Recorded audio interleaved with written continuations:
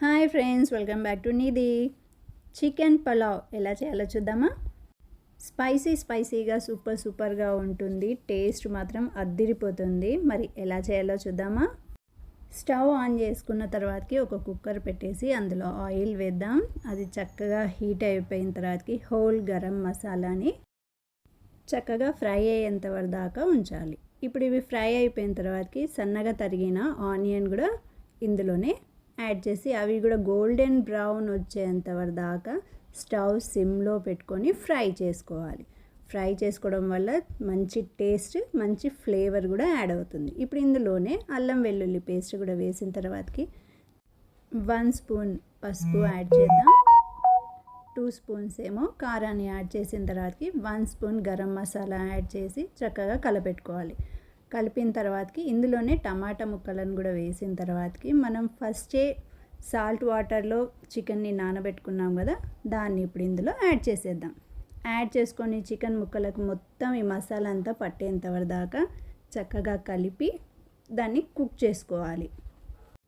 స్టవ్ని హై ఫ్లేమ్లో ఉంచుకొని 1 to 1.5 మినిట్ వరకు దాకా దీన్ని కుక్ చేయాలి. కుక్ చేసిన తర్వాత ఇందులో ఉన్న కొంచెం వాటర్ రిలీజ్ చేస్తుంది. ఈ మూమెంట్లో మనం వాటర్ని యాడ్ చేయాలి. నేను 2 గ్లాస్ రైస్ తీసుకున్నాను. 1 గ్లాస్కి 1.5 గ్లాస్ వాటర్ యాడ్ చేయాలి. ఆ మెజర్మెంట్ తోటి చూసుకోండి. ఇందులో రైస్ యాడ్ చేసిన తర్వాతకి ఇందులోనే 1 టీ గ్లాస్ అంతా పెరుగును కూడా యాడ్ చేస్తున్నాను.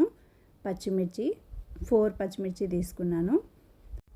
ఇందులోనే కొత్తిమీర కూడా యాడ్ చేసిన తర్వాతకి మొత్తం ఒకసారి కలుపుకోవాలి. చక్కగా మొత్తం కలిపేసిన తర్వాతకి ఇందులోనే లెమన్ జ్యూస్ కూడా యాడ్ చేసిన తర్వాతకి నేను ఒక నిమ్మకాయ తీసుకున్నానండి.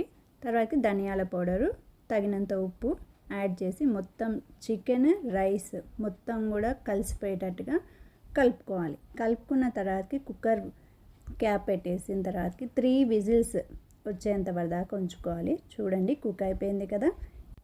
ఫైనల్గా ఇందులో మనం 1 స్పూన్ రోజ్ వాటర్ని యాడ్ చేయాలండి. రోజ్ వాటర్ అంటే మనకి ఇంట్లో మామూలుగా ఉంటుంది కదా, మనం ఫేస్కి అప్లై చేస్తాం కదా, ఆ వాటరే 1 స్పూన్ యాడ్ చేయాలి. తర్వాతకి ఘీ కూడా యాడ్ చేసిన తర్వాతకి డిష్ అవుట్ చేసుకోవడం. ఇప్పుడు దీన్ని మనము ఆనియన్స్, లెమన్స్ తోటి చక్కగా గార్నిష్ చేసుకోవాలి. చేసుకున్న తర్వాతకి సర్వ్ చేసుకుంటే వేడిగా సూపర్ టేస్ట్ ఉంటుందండి, మామూలుగా ఉండదు.